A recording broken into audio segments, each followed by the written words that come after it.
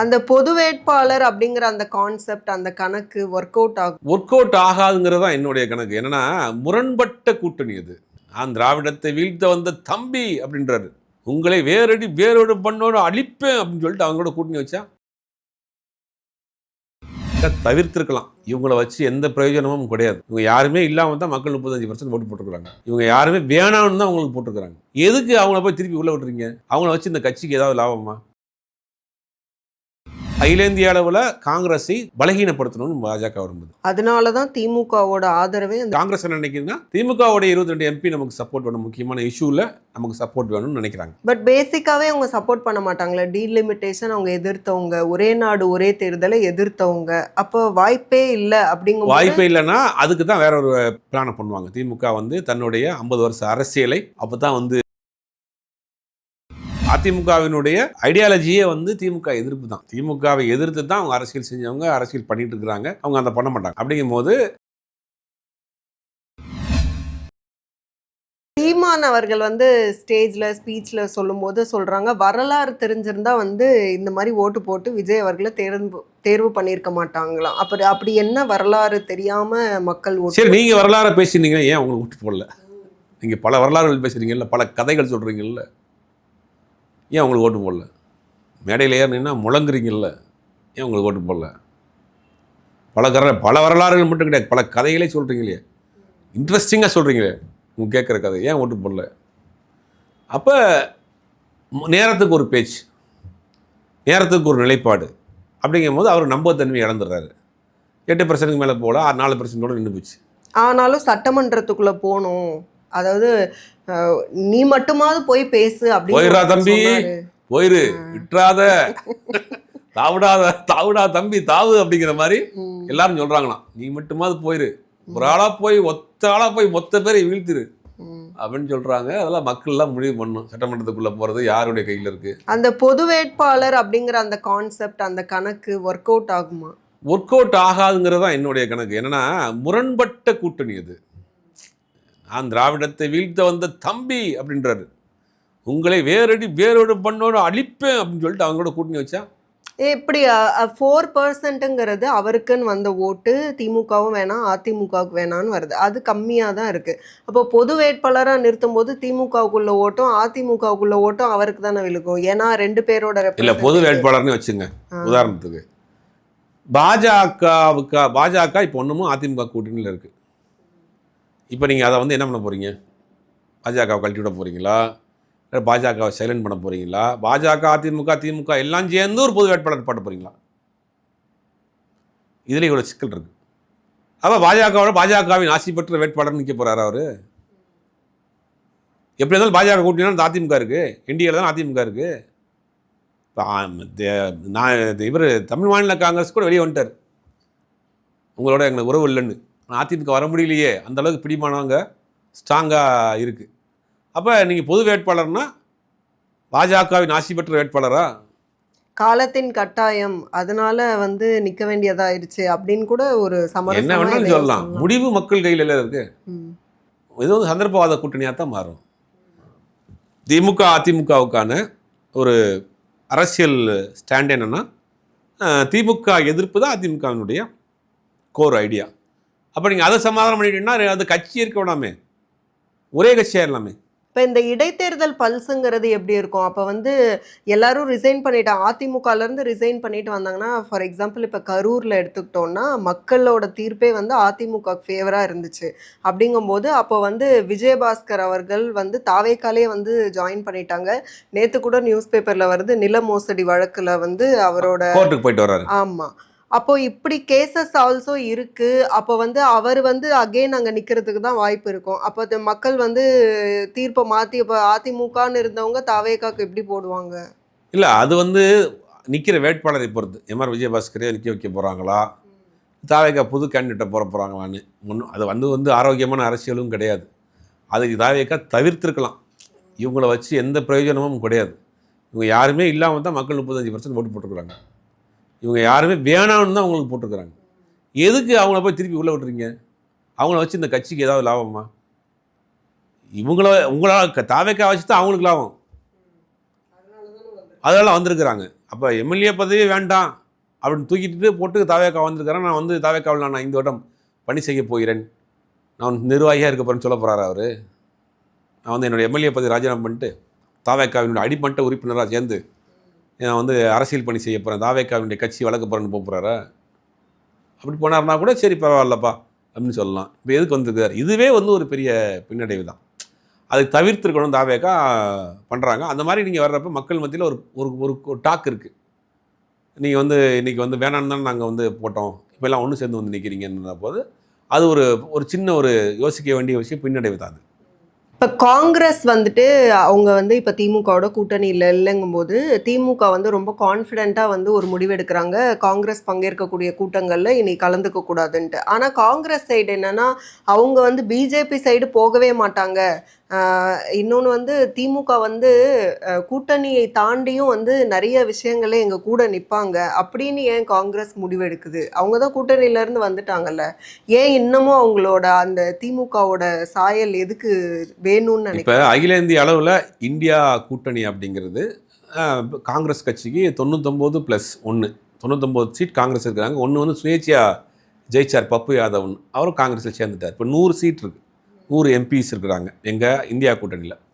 22 MPs இருக்கிறாங்க டிஎம்காவில், 38 MP இருக்கிறாங்க சமாஜ்வாதி பார்ட்டியில் எஸ்பியில். இப்போ இந்தியா பிளாக்கில் இந்தியா அலையன்ஸில் வந்து மேஜர் பார்ட்னர் யாருன்னா சமாஜ்வாதி பார்ட்டி மட்டும்தான். அதுக்கு அடுத்த ஒரு மேஜர் பார்ட்டின்னு வந்து திமுக தான். இப்போ முக்கியமான ஒரு பில்ஸ் வருது அப்படின்னா திமுகவினுடைய தயவு காங்கிரஸுக்கு தேவை. அந்த பில்லை வந்து முறியடிக்கிறதுக்கு இவங்களுடைய தயவு தேவை. பாஜக என்ன ஒரு கணக்கு போடுதுன்னா, இந்த கூட்டணி வலுவாக தாண்டா நீங்கள் வந்து எல்லா பிள்ளையும் நீங்கள் வந்து முறியடிப்பீங்க, இந்த கூட்டணியை உடைக்கணும்னு பாஜக பிளான் வந்து அதுக்கான சூழ்நிலை வந்துருச்சு. மம்தா பானர்ஜியை பிரிச்சுட்டு மம்தா பானர்ஜியிலேருந்து 28 பேரில் 20 பேர் தனியாக வந்துட்டாங்க. அரவிந்த் கெஜ்ரிவால் வெளியே போயிட்டார்.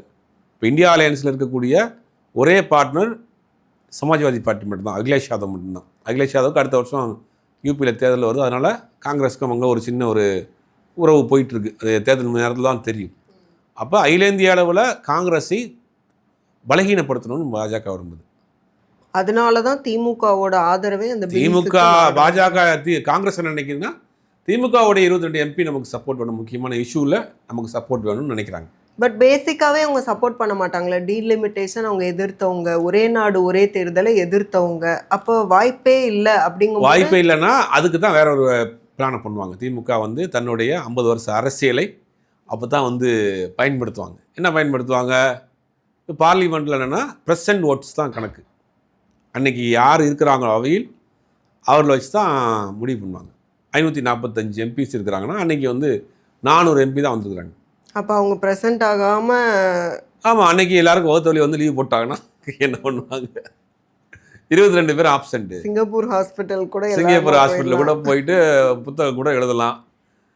அது மாதிரி 22 பேர் ஆப்சண்ட் ஆகலாம்.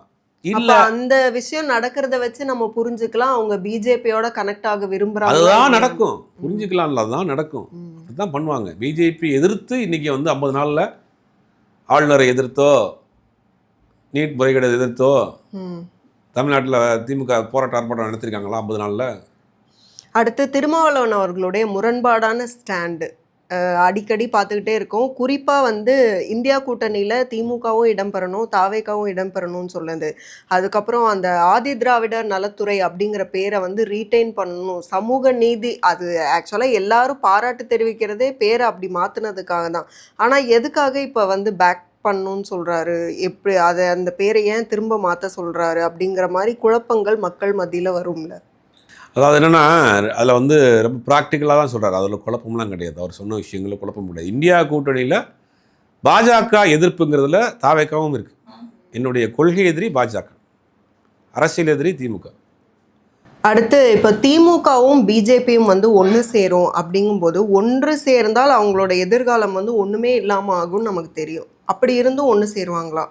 வேறு வழி கிடையாது, காலத்தின் கட்டாயம். நாங்கள் வந்து தீய சக்திகளை, புதிய சக்திகளை வீழ்த்துறதுக்கு நாங்கள் ஒன்று சேரணும்னு அவங்க சேருவாங்க.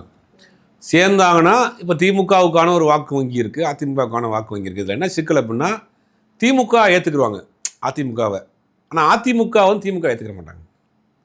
இப்போ பார்த்தீங்கன்னா திமுக அமைச்சரவைகளில் அமைச்சராக இருந்த பல பேர் அதிமுககாரவங்க தான். அவங்கள வந்து திமுக ஏற்றுக்கிட்டாங்க. திமுக எதிராக திமுக தொண்டர்கள் ஏற்றிட்டாங்க, திமுக காரே மாறிட்டாங்க. ஆனால் திமுகவிலேருந்து அதிமுகவுக்குள்ளே போனவங்களும் அவங்க ஏற்றுக்கிற மாட்டாங்க. இன்றைக்கி வரைக்கும் அதிமுகவினுடைய ஐடியாலஜியே என்னென்னா திமுக எதிர்ப்பு தான். ஆனா திமுக ரொம்ப ஸ்ட்ராங்கா இருக்கு, ஸ்ட்ரக்சர் வைஸ் ஸ்ட்ராங்கா இருக்கும்போது யாரும் அங்க போகவும் மாட்டாங்கல்ல. இப்பதான் இல்லை இல்லை, ஏடிஎம்கேல இருந்துல வந்து போக மாட்டாங்கன்னா கூட ஏற்றுக்கிற மாட்டாங்க. அதிமுகவினுடைய ஐடியாலஜியே வந்து திமுக எதிர்ப்பு தான். திமுகவை எதிர்த்து தான் அவங்க அரசியல் செஞ்சவங்க, அரசியல் பண்ணிகிட்டு இருக்கிறாங்க.